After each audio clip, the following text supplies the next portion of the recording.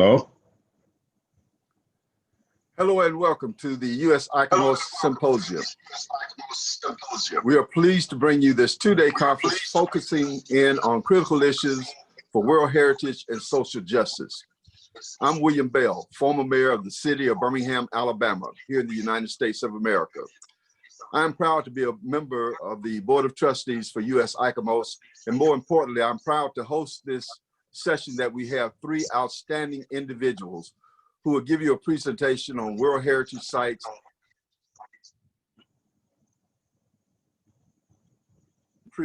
features presentations from Dr. Wazi Apoh, Associate Professor at the Department of Archaeology and Heritage Studies at the University of Ghana, Brandon Dillard, Manager of Historic Interpretations at Monticello, and Pascall Taruvinga, Ph.D. and Chief Heritage Officer of Robben Island Heritage Site, South Africa.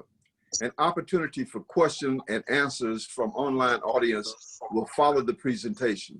Please use the Q&A function to pose your questions to our panelists. First up, we have Dr. Wazi Apoh. He is Associate Professor at the Department of Archaeology and Heritage Studies at the University of Ghana. He holds a BA degree, a master's degree, and a doctorate of philosophy in archaeological anthropology from Birmingham University here in the United States. He specializes on the archaeology of slavery, colonization, and restitution debates. Dr. Apoh, welcome. At this time, we'll turn it over to you. Thank you.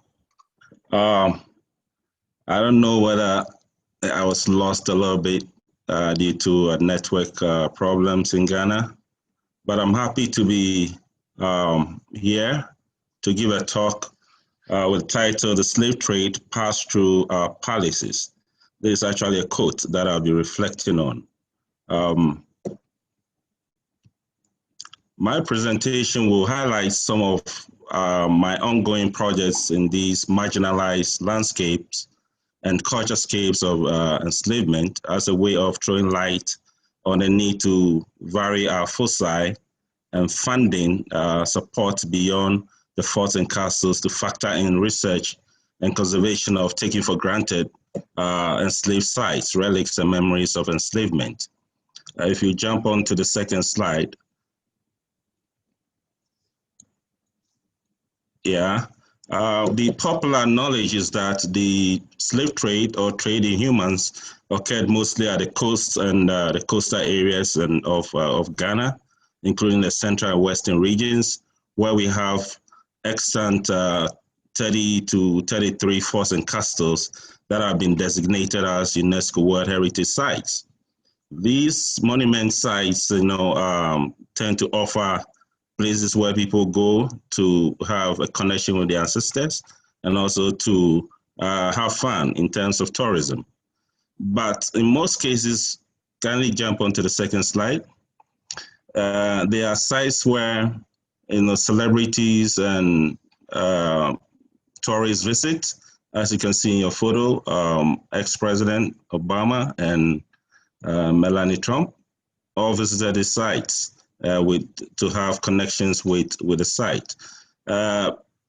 These sites also feature on the national agenda where Pan-Affairs, Emancipation, and Year of Return programs are often held.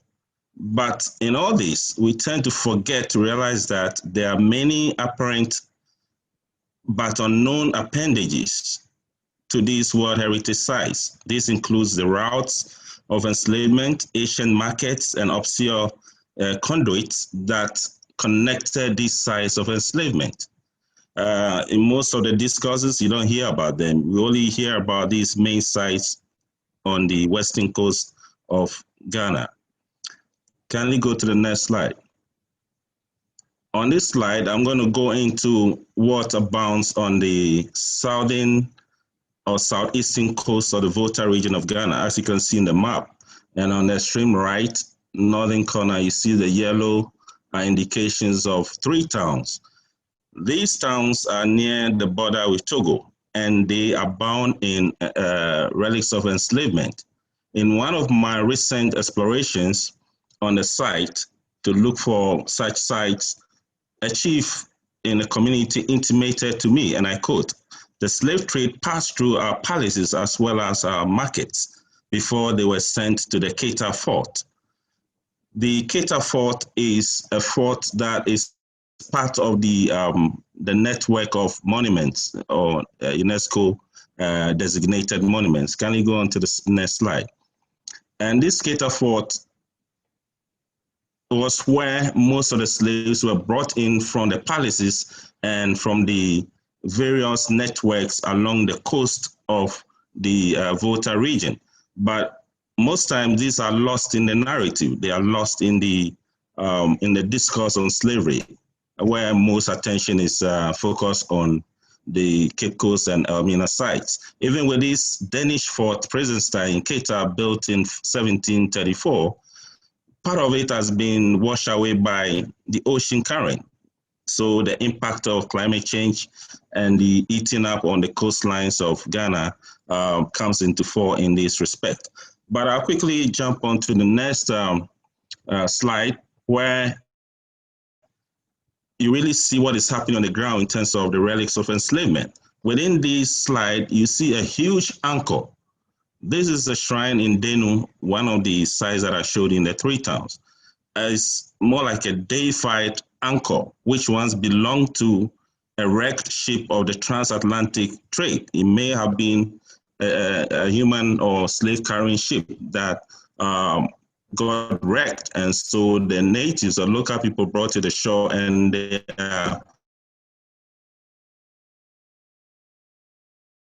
appreciating it. Of the ancestors were lost in that period. And it's an extant sort of shrine in that part of Denu in the three-town area.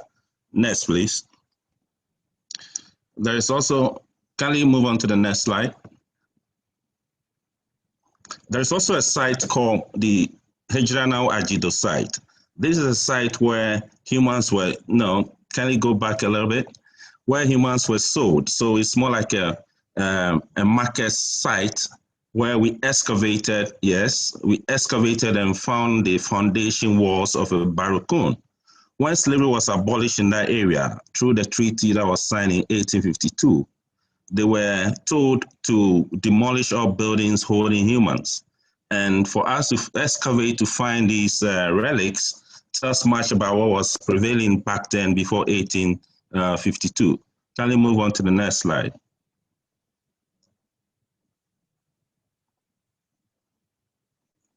Hello, Nicole. Next slide, please. Well, on the next slide, you find some of the remnants of the transatlantic trade.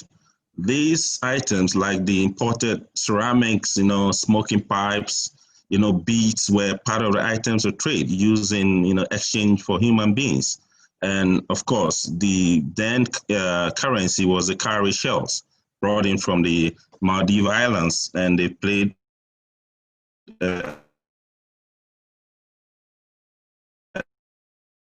quintessential role in exchanging human beings on that. Currently, my argument is that we should look beyond the forts and castles by sites to be able to identify the remnants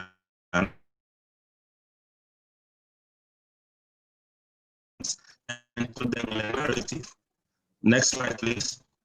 And here, we are having an intervention with funding support from the Geda Henke Foundation. We've been able to conserve some of these heritage on the site. We're going to turn that into a proposed memorial site. In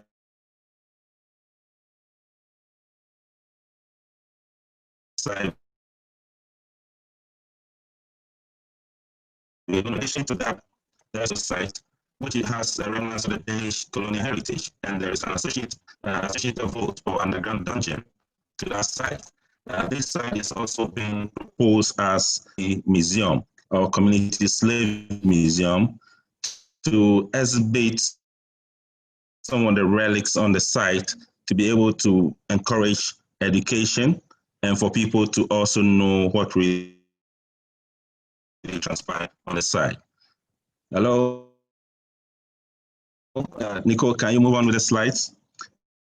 The Adafian Palace Museum is also a proposed site within a palace at a three-town site. And here, the chief has been magnanimous. He's donated a building, and we found funding to enhance the building to create a palace museum where the vestiges of slavery can be showcased and for people to know more about how the slave trade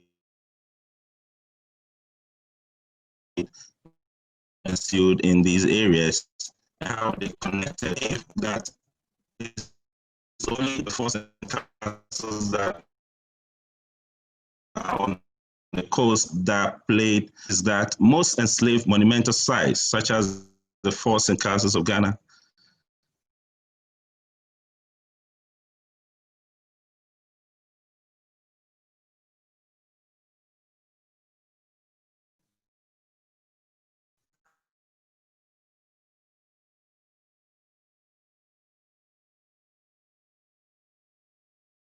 have been serially inspired as well maintenance funding as the human captives and enslaved people remain marginalized in the discourse on slavery.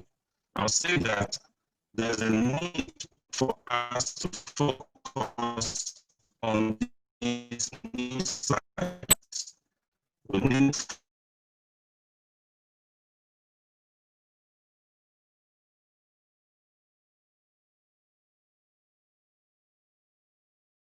party to go into them so that processes and engage more sort of discussion on these hidden relics. Thank you for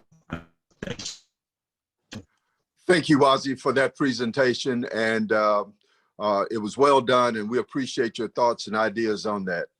Next, we have Brandon Dillard. Brandon is the manager of historic interpretation of the Thomas Jefferson Monticello plantation site here in the United States. The Presidential and Historic House Museum there in Virginia, where he's worked since 2010. During his time at Monticello, Brandon has led and stewarded programs for people from all over the world, affording him a unique opportunity to invite others to consider history and memory by deconstructing narratives and perpetuate harmful power dynamics, and by confronting and challenging painful histories. Brandon, I know the work that you do there is very important, not only here in the United States, but all around the world. It is not to glorify the colonial life or the plantation life, but to really give explanation and context to it. So at this time, please take it away, Brandon Dillard. Brandon. Thank you, William. Thank you for the introduction. And thank you all. Monticello is an interesting historic site. And in many ways, Monticello represents almost the quintessential historic house museum that exists in the United States. There are many of these, but Monticello has been around for a long time. We first opened to the public in 1923. And normally, obviously, the pandemic has us operating under increased safety restrictions, so we are limiting our capacity. But normally, we see somewhere around 400,000 visitors a year. And that's been ongoing now for decades, almost a century. And Monticello, along with the academical village at the University of Virginia, were added to the UNESCO World Heritage Site list in 1987. Today, Monticello is the only presidential home that is a UNESCO World Heritage Site. And if you read the list of reasons why Monticello was selected, it has a lot to do with Jefferson's understanding of classical architecture and political thought of antiquity and the Enlightenment, and how that is represented in the architecture of both the Monticello main house and the University of Virginia. And visitors to Monticello for decades and decades would come and hear stories about Thomas Jefferson and understanding his role as the author of the American Declaration of Independence, as well as the third president of the United States. In the 1920s, 30s, 40s, stories largely centered on Jefferson's accomplishments, his political contributions, and his role as a founder of the United States of America. So much so that some of the images that I add here on the right have to do with the creation of American memory and the role that Jefferson and Monticello play. You know, Monticello is still featured on the American nickel, the 5-cent piece. The Jefferson Monument in Washington, D.C. is a large glorification of Jefferson's role. And Mount Rushmore is the quintessential example of literally putting historical figures on a pedestal. There are so many conversations that we can have about each of these sites and that are ongoing in the United States and around the world today about the difference between monumentation and history and trying to better understand public memory. But I always like to talk about how Monticello, starting as a historic site in the 1920s, is well within the context of this creation of American memory and identity and how the founding plays a role in that. But of course, Monticello was a site of enslavement. Over 400 people were enslaved there by Jefferson's white family, and he enslaved over 600 human beings throughout the course of his life. And this conversation is absolutely essential to understand not only Monticello as a historic site, but to better understand the United States of America as a whole. And it's increasingly become more of the topic of conversation for visitors who do come to Monticello today. It's been a long, long process, and I would say that the scholarship began first with archaeology. Following along Dr. Apoh's comments about archaeology, these were really the pioneers at Monticello who first studied the lives of those people who were enslaved on this plantation. Beginning in 1957, and the image you see on the left there is one of the first excavations looking at a chimney of what was once a joinery site, a woodworking site that is still extant today. And ongoing through the 1950s, 60s, and the 80s, there was a major excavation of Mulberry Row, which was the center industrial hub. It was a road on the Monticello plantation where a lot of the industrial shops were placed and the people who labored there lived. And up until recently, over the past few years, we've engaged in a major restoration project. That, of course, anytime we begin to build or rebuild something at Monticello, the first step is archaeology to make sure that we're protecting the historical fabric first. And the interpretive themes began to change a long time ago. In the 1980s, the recognition of understanding slavery is a key element to having this conversation, following the academic influence of the civil rights movement and recognizing the changing narratives and dialogues that people wanted to engage in. In 1993, we began our first tours at Monticello specifically focused on slavery and the lives of people who Jefferson held in bondage. And the image that you see on the right here, this is of two colleagues of mine who were here a long time ago in the early 90s, Cinder Stanton and Diane Swanwright, who really led the charge on bringing these conversations to the fore, these marginalized histories, marginalized no more. And one of the main ways they did this was by beginning an oral history project called Getting Word. And Getting Word is an African-American oral history project that in its 27th year, we've now interviewed more than 200 descendants of people who were enslaved by Jefferson, and we share their stories and their histories with the visiting public and with people on our website. And of course, much of that restoration also has to do with the physical restoration of the site as well. And that has been ongoing since the 80s also, and really culminating in the past few years in both physical restorations like the cabin that you see on the bottom right, and also in digital restorations like the row of cabins on the top right to help people have a better and clearer understanding of what the plantation looked like in its entirety. At 5,000 acres, it was almost 8 square miles worth of land. And while Monticello as a historic site is a big place, we have about half of that today is owned by the nonprofit that runs Monticello. Really understanding the scope and the breadth of a plantation of that size is something that we have been trying and striving to get across to visitors for years. And this past year, 2 years ago now, in 2018, we opened a major restoration of one of the terrace wings of Monticello. Underneath the terrace on the southern side were quarters for people who were enslaved. And in those quarters, we brought forth new exhibits, one of which focuses on the life of Sally Hemings. You know, in terms of understanding Jefferson and his role as a slaveholder, it's perhaps one of the greatest insights into both the complexity of his life and the paradox of his writings, that he fathered children with a woman who he owned as property. And there's an exhibit on the site now that talks about Sally Hemings' life, a woman Jefferson enslaved, and their children together. We also have a physical exhibit space for the Getting Word Oral History Project, where visitors can go and explore and look at images and listen to video or audio clips and watch videos from descendants of the people who were enslaved at Monticello 2 centuries ago.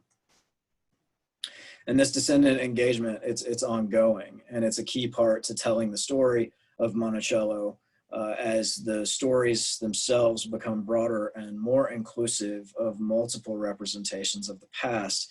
Our visitors are all the richer for understanding the history of Jefferson and white family, which was dominant, of course, in the early founding years of Monticello, now made so much richer by the stories of those marginalized histories that are largely shared with us by the descendants of the very people who were marginalized. Of course, 2020 brought many challenges, and with it, limitations to this on-site visitation of a tourist site. We've shifted more towards an online presence. We're getting a lot of practice at doing things like this, like virtual conferences and having conversations with people online. But we've also expanded our offerings to include live streams and video presentations and live virtual tours where visitors can, from the safety of their own home, engage with guests and have some of these challenging conversations about the complexities of the past. So Monticello is a complicated place, and it's a place that many Americans visit because they think they should, and the reasons why are often not that explicit, but the ways that people take the history can very much be influenced by their identity, by where they're from, by their own background, their own education, their politics, and what they understand about the past. And I pulled just a couple of quotes off of TripAdvisor to give a clear demonstration of how today this is still very much a contested site where many of our visitors will often argue about what Monticello's history should mean. This is something that we've spent a lot of time working with our staff on. If you look at the comments on the left, all I did was go to TripAdvisor and search for the word slavery. I did one with terrible reviews and one with very good reviews and pulled 2 quotes. And you can see that the person on the left said they took the tour several years ago and learned about Jefferson's life and his achievements and his inventions. And this time they were very disappointed because all they heard about was slavery and politically correct comments. The person on the right says they also visited years ago and it was notorious for being not very visitor friendly, and that the people there would whitewash history, but they were very pleased that when they came today, they experienced a different presentation of the past that was nuanced and discussed slavery. And we engage in a lot of visitor feedback. We try to reach our guests and figure out what it is that they want to learn about. And when we do, we see consistent feedback that about 15% of people say we talk about slavery too much, 15% say we talk about it not enough, and somewhere around 70% of the people who complete our surveys say that it's filled out well. Before I end, I do want to say that Charlottesville, Virginia is the place where Monticello is located. It's just outside of town.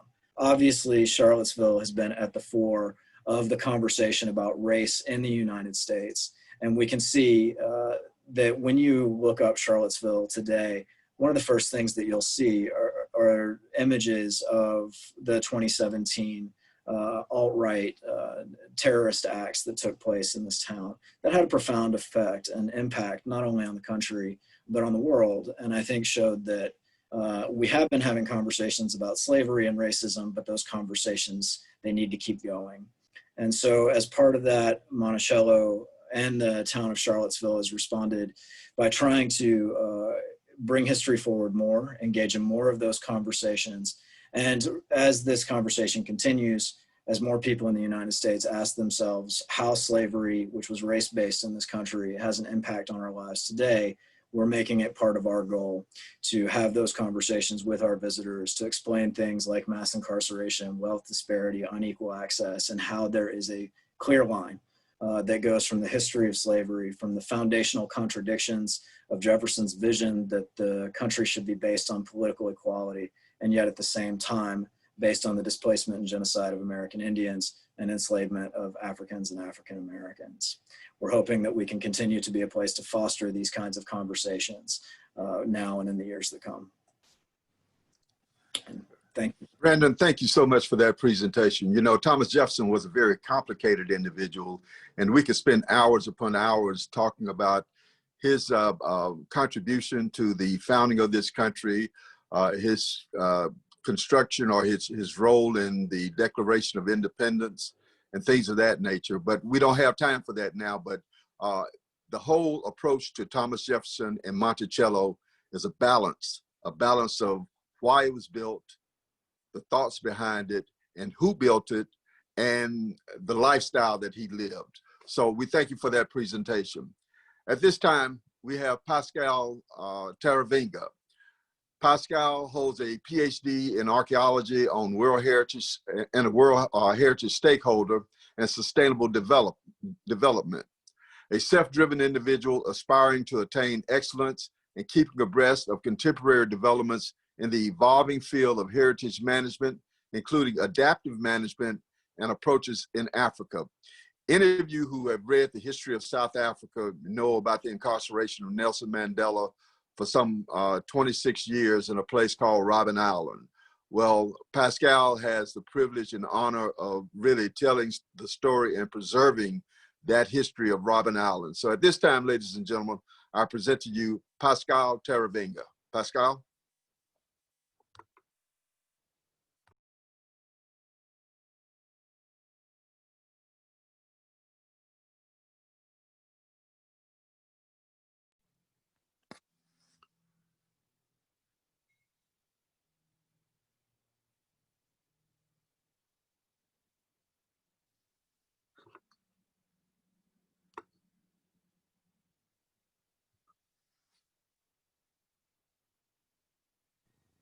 Thank you very much. And I'd like to thank US ICOMOS for inviting me.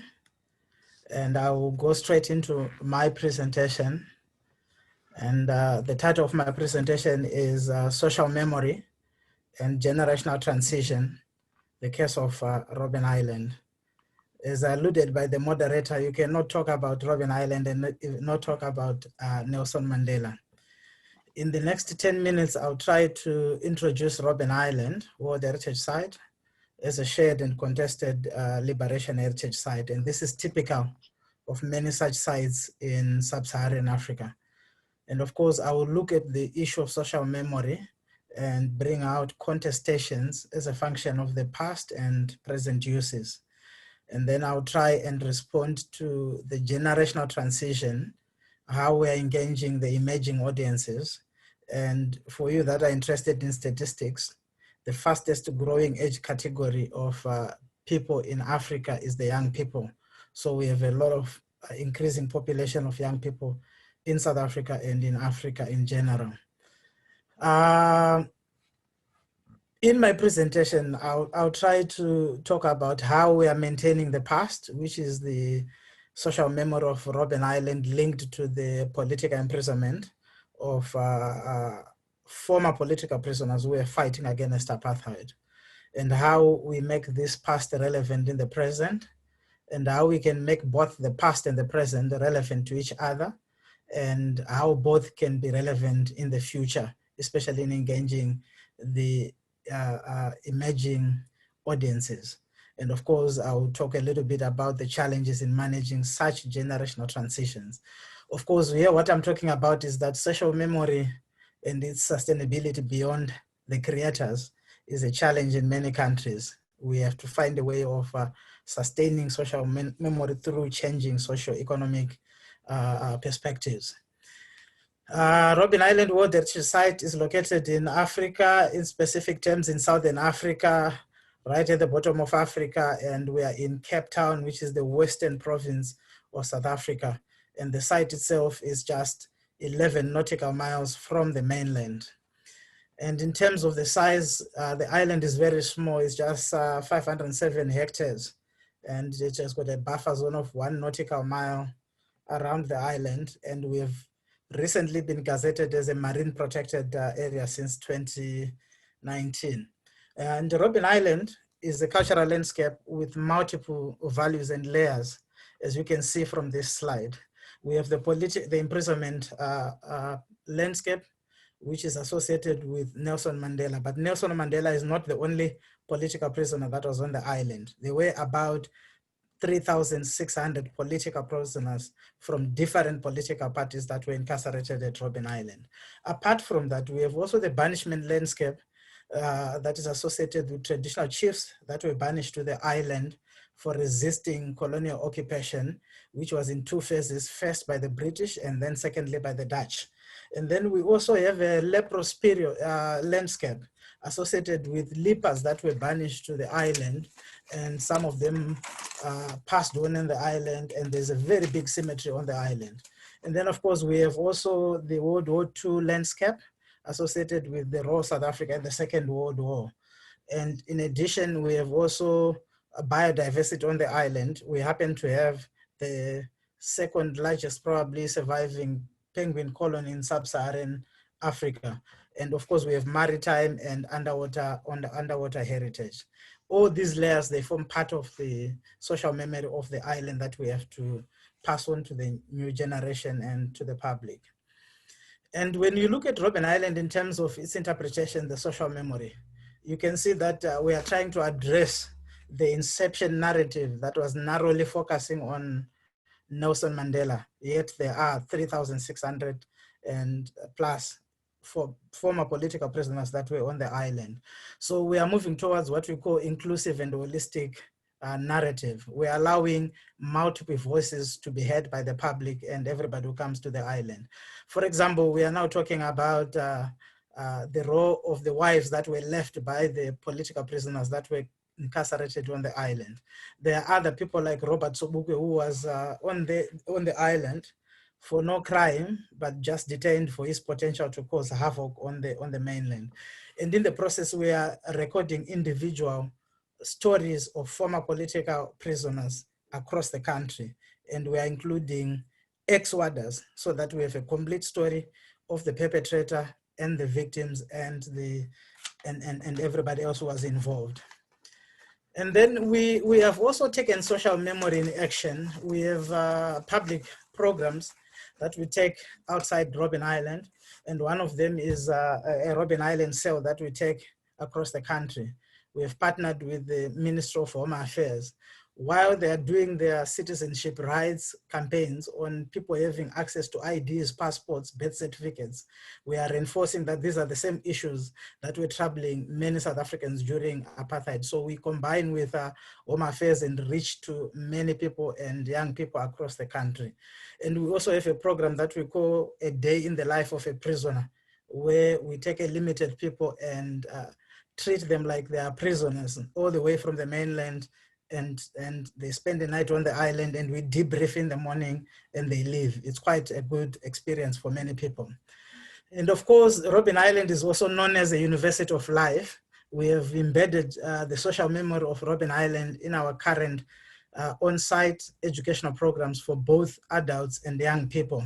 So we believe in each one teach one, which is a common slogan among the former political prisoners. And this is how they managed to support each other to get educational qualifications while they were still prisoners. And to this day, the former Chief Justice of South Africa, Chief Justice Mseneke, was from Robben Island. He's a beneficiary of this University of Life. And of course, we are using social memory also in conservation. We are dealing with restoring walls at quarry sites where political prisoners used to work. This wall was breached by the sea. And we have involved the former political prisoners who used to work at the site to help us reconstruct the site. And so we want to tap into their social memory and their experience as opposed to have mechanical solutions.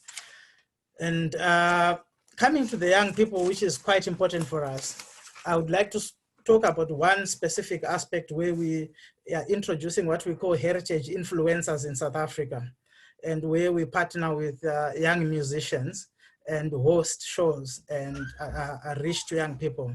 We did that in July this year when we hosted Shimza, and we attracted about 2 million followers worldwide. And we were hosted by MTV Base, and we were on all our social media platforms reaching out to the people. The most important thing is that Robben Island and the influencer, they have to have the same agenda in terms of reaching to the people. So we're exploring this area as a way of using music to reach to people. And music was part of the experiences of political prisoners. They even composed music on the island. And 2 years ago, we launched an album of songs that were composed by former political prisoners while they were still on the island. And then we are also dealing with digitization and digitalization. We have an archive called MyBuya Archives that we partner with the University of Cape Town. And we are in the process of creating a heritage hub in association with ICOMOS, which is one of the advisory bodies of UNESCO, and University of Cape Town, African World Heritage Fund, and South African National Parks. But the issue that I'm putting on the table for discussion, are we not creating an elite museum clients? Because not many people have access to resources to buy data bundles, to go online and access digitalized materials. And then, of course, as I conclude my presentation, I would like to raise this point that when you look at social memory and its sustainability into the future, it's like you're fixing the train while it's moving. And we have to navigate many sensitive issues, many political issues. For example, when you talk about Robben Island, you cannot just talk about interpretation without even talking about the socio-economic benefits that must accrue to the former political prisoners. And museums, are museums geared to deal with that, or is the function of other government departments, and how do we come together and address that? So the response of today will define the character and the nature of social memory for the tomorrow generation. And our motto is that we want to strive to remain relevant to the local society in South Africa, in Africa, and even our international friends that visit Robben Island. And we are seriously looking at how can we grow our domestic footprint using the social memory of Robben Island so that we can create a resilience system for the island from a tourism perspective. COVID-19 has given us lessons, it has given us challenges, but I think it's an opportunity for us to see things differently and go in a different direction, but not losing the essence of preserving Robben Island as a World Heritage Site. Thank you very much.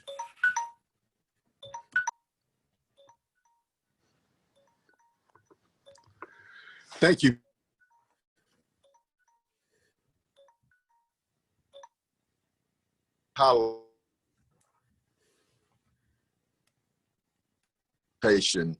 Of each historical site, whether it's Monticello in Virginia here in the US, or whether it's the role that Ghana and the different forts played in the slave trade. Robben Island represents the power of the government to enslave people and to oppress people, but it also represents the resistance. You said that there were some 3,000 people held in prison there in Robben Island. And, you know, that was because the masses of people rose up against the tyranny that was being exacted upon them. We have a question from Catherine. How did you come about wanting to get involved in World Heritage sites and archaeology and things of that nature from a personal standpoint? This goes to Pascall. Thank you very much. I would say briefly, in my career path, I've been involved with World Heritage since my career started in Zimbabwe. I was responsible for the World Heritage Sites in Zimbabwe. And as part of that, we had a very big program that was looking at capturing the fading memory, which means we're looking at how we can capture the histories and the stories within the stories associated with the liberation struggle of Zimbabwe. And there was an initiative by UNESCO, which is called the Road to Independence in Africa, or now known as the African Liberation Heritage Program. So I got interested in the dimensions and dynamics of liberation heritage, and I decided to branch into that perspective. Of course, my joining Robben Island is because they were also looking for somebody who could bring back Robben Island to the desired state of conservation, because in 2011, they were placed under a reactive monitoring mission by UNESCO as a result of conservation-related issues. So that's when I was recruited to try and help them get out of that muddy water. And I'm happy to say we are an example now in South Africa and in Africa in terms of state of conservation effectiveness. Thank you. And Wazi, I would like for you to also answer that question as to how did you get involved? What sparked your interest to want you to become an archaeologist? And also, while you're answering that question, Anne had a question that states, has the World Heritage status of the fort's listing been of assistance to you in terms of increasing awareness and appreciation of the broader history that you are trying to uncover? And if so, how have you been able to leverage that to attract resources in your effort? This goes to Wazi Apoh. Thank you, William. My interest in archaeology actually came by default. I was interested in geology, but the University of Ghana offered me archaeology and history, which in the end I could not refuse. So after attending the first lectures, it piqued my interest, and getting to know more about the human origins, it kind of expanded my purview. Hello? Can you hear me? Yeah. What yeah, about I can the hear status? You now. Yeah. What about the status for those forts being listed as World Heritage Sites? Has that been able to that status been able to bring the resources necessary to preserve and further study those sites? Yeah. Interestingly, we have a network problem, so sorry if I don't get you in time. It may be a delayed sort of response. Sure. Technically, the listing of the World Heritage Sites in Ghana, the educational aspect has not really gone down well with the local people. And in that respect, the area that I'm working on, this is the first time they are really doing research on these sort of slave history in this area. Okay, so but I don't know if the network problem is. No, I could hear you. I could hear you clearly. So from the standpoint of the World Heritage designation, do not the local people see that as possibly a potential revenue generator for people who might want to come to see those sites?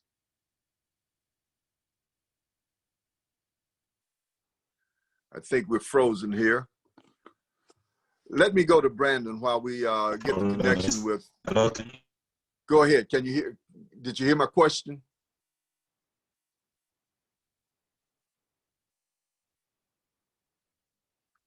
Well, while we're waiting on Wazi to. Yeah, Wazi, we're having a little bit of difficulty. Let me go to Brandon at this time. Brandon, we have a question from Salim that says, while destroying or keeping sculptural monuments of oppression is still an ongoing dialogue, would it be consummately fitting to have the same dialogue regarding sites of oppression like Monticello? I think yes. I think that we should encourage constant evaluation and reevaluation of history and memory in all of its forms. And I think that this is a question that I ask a lot of historic house museum colleagues, because we have a lot of those in Virginia, you know, and people will call and ask, and, you know, how having some kind of story that's very specific about some lesser known founding white plantation family, you know, that primarily focuses tours on, you know, decorative arts of the 18th century. You know, and people will talk to me about how visitation is declining at these sites, and I can't help but say, well, of course it is. You know, and why are we having conversations at all about places like this that are not relevant to the history today? And I don't want that to sound like I'm broadly dismissive of any of those colleague sites, because I think there's a lot of great work that goes on in almost every museum that I know of, because museum professionals are so dedicated to what they do. But I think that that constant critical lens is necessary to present history in a way that is fairly representative of the past. And I'm gonna use Dr. Taruvinga's line there, fixing the train while it's moving, because there's so much to that, of how a site like Monticello, which is simultaneously this place of celebration and memory of American idealism, is at the same time this horrific site of oppression.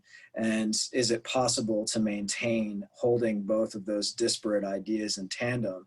I mean, obviously, I think yes, and I advocate us doing that, because I think it helps us understand better how we can still live in a world today where people espouse the same ideas of liberty and equality and freedom, and yet continue ongoing practices of extractive global marginalization. And I think that the only way to understand those things is by understanding how they developed as a process of power over time. You know, all three of you have presented a different aspect of oppression, oppression from the standpoint of being enslaved, oppression from the standpoint of being imprisoned for speaking out against oppression, and the facilities that were used to carry out that oppression, such as the forts and things of that nature. Susan has a question along those lines that says, for all three panelists, but particularly Dr. Apoh and Dr. Dillard, can you talk about the evidence of the construction? Am I getting feedback here? Let me start over again. It says, for all three panelists, but particularly Dr. Apoh and Dr. Dillard, can you talk about the evidence of the construction of your sites being completed by enslaved people themselves, and how they include some of their traditional ideas, techniques, icons, while being forced to build structures for their own enslavement?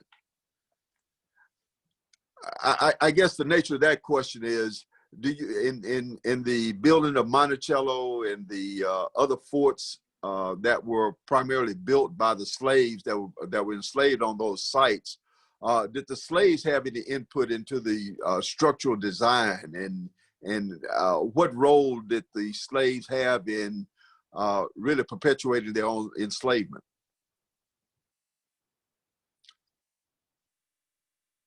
Brandon, I'll go to you first. So there's a lot of evidence at Monticello about who built the house and when and where. And there's a lot about, again, the broader context of history and how it was maintained. You know, I try to avoid hyperbolic statements. I tell guides to avoid hyperbolic statements, but I think that it's a fair assessment to say that Monticello is truly one of the most understood, studied, and researched plantations anywhere in the United States of America. And a lot of that is because of Jefferson's copious records, but also because he was Thomas Jefferson, which means that the white historians who controlled the preservation of memory preserved what he wrote down. And he wrote down a lot about the people who he held in bondage, and often the very things that they were doing and the labors that they engaged in. And I think some of the most telling things that we have at Monticello actually are those stories that when you read between the lines, you can see the influence of the people held in bondage. For example, James Hemings was a man who was enslaved by Jefferson. The master carpenter responsible for much of the woodworking was also responsible for much of the woodwork at Poplar Forest. He was a literate man who wrote letters to Jefferson, and in these letters, they're discussing the construction of the roof at Poplar Forest, Jefferson's other plantation. And while Hemings never out and out says, this is not going to work, there are ways when you can see that he's talking about the construction, how he is trying to figure out what Jefferson is exactly proposing. And this is one of those keys that gives us such insight into both slavery and the rationalization of the slave master, is that people like Jefferson would say that Black people were incapable of caring for themselves, that they lacked the ability to think abstractly.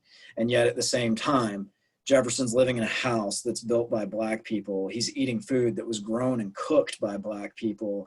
And literally every morning is being dressed by a Black man and shaved by a Black man. And you have to wonder about the nature of the conversations when Jefferson is asking people to do impossible work that he doesn't know is impossible because he's never actually done that kind of physical labor. And I think that those stories are there, and sometimes they're in between the margins, but you can find them. And finally, I would say the most physical evidence that we have, and probably the most emotionally impactful at Monticello, is that there are fingerprints in the bricks. The home is primarily constructed of brick that was made out of the clay that's here on site, which means that it was shaped by people who were enslaved. Jefferson's records make it clear that he had people who were enslaved make these bricks, and some of them were children. And I can't fit my fingerprints into those same fingerprints because of the size of the people who made them. And so I think that there's all kinds of evidence for it. And in many ways, because of that, Monticello, which may have been preserved as a monument to Jefferson, today stands as a monument to so much more, including the very people who were enslaved that helped create it. Thank you, Brandon. Let me check with Wazi to see if he has cleared up his technical issues. Wazi, are you there?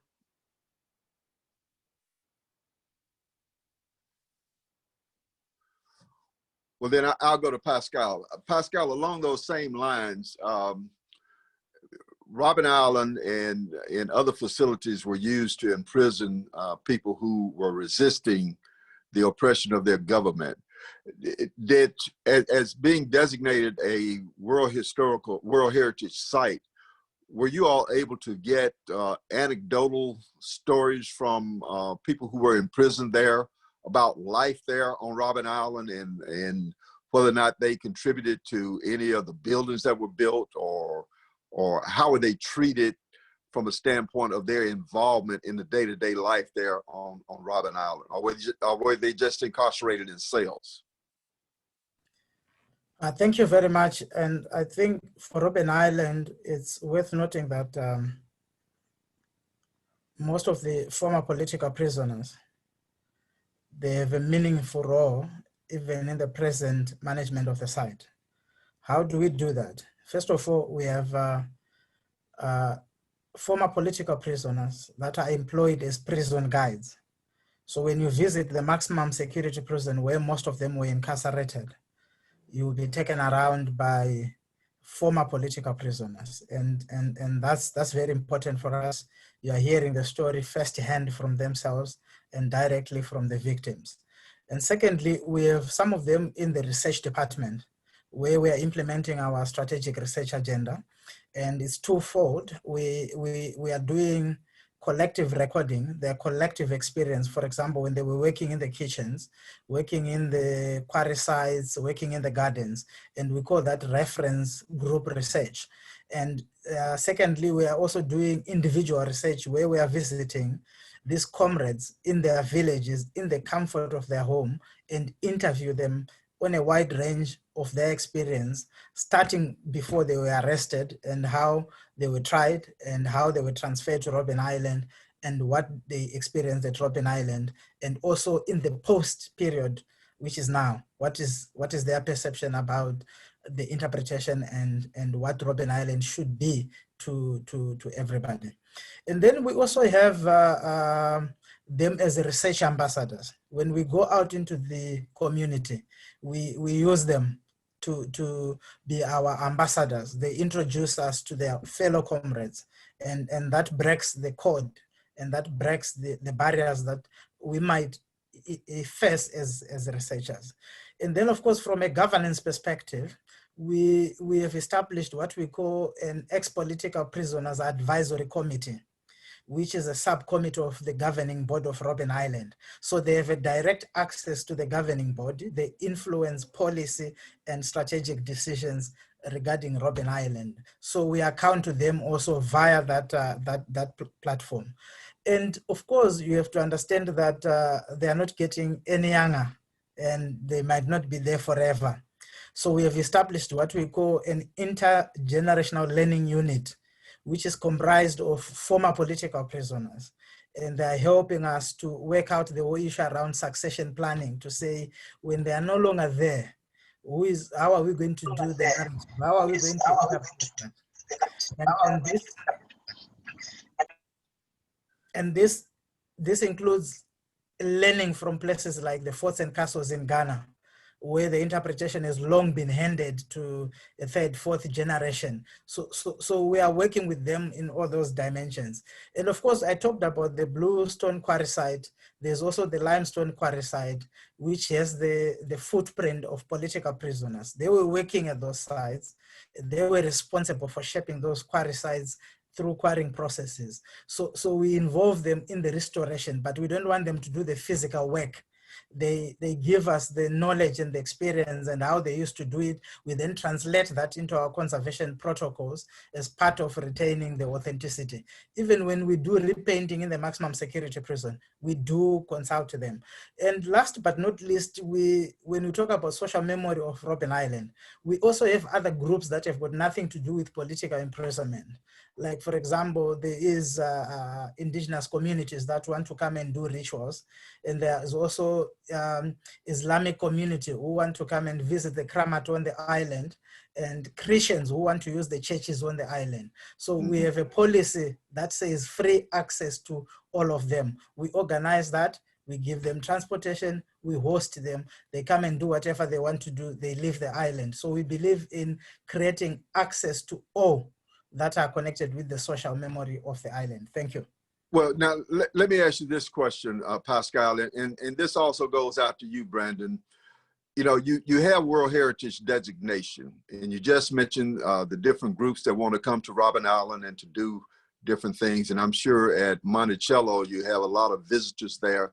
Has the designation as a World Heritage site helped to attract people as well as bring needed resources for the preservation of those sites? And what kind of impact has that designation had on your ability to do research and studies there at your particular venues? And Pascall, you go first, and then we'll switch over to Brandon, and I'll check with Wazi to see if he's on the line as well. But go ahead, Pascall. Thank you very much. The World Heritage status of Robben Island is played both positive and negative roles. And I'll start with the positive roles. Robben Island is part of the big 6 tourism destinations in Cape Town. There's Table Mountain, there's the Wine Route, there's Constantia, and so on and so on. So on an annual basis, we receive an average of 376,000 tourists. But that number is related to the capacity of our ferry capacity, not the capacity of the island. We have done a carrying capacity study, and we can easily hit 800,000, 1 million people. But we are also conscious of our conservation protocols. So when you look at the visitors, you can see that it's worldwide, not just South Africa, not just Africa. So the World Heritage brand is also effective in terms of marketing and creating that brand that can be acceptable. And then from a conservation perspective, it has helped us to put in place conservation tools and processes for the site, which is very important for the sustainability of the site. But of course, when you look at World Heritage, there's the issue around World Heritage and sustainable development, where people want to implement other adaptive developments.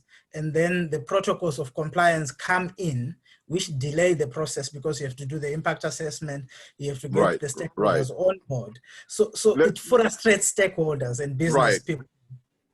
let me interrupt you to get a quick answer from Brandon, because we're going to have to wrap up now. Our time is just about run out. But Brandon, let me get a quick response from you about the World Heritage designation and assistance with Monticello. Sure, thanks. I would echo again, Dr. Taruvinga. I think that in terms of international marketing, it does us a lot of good.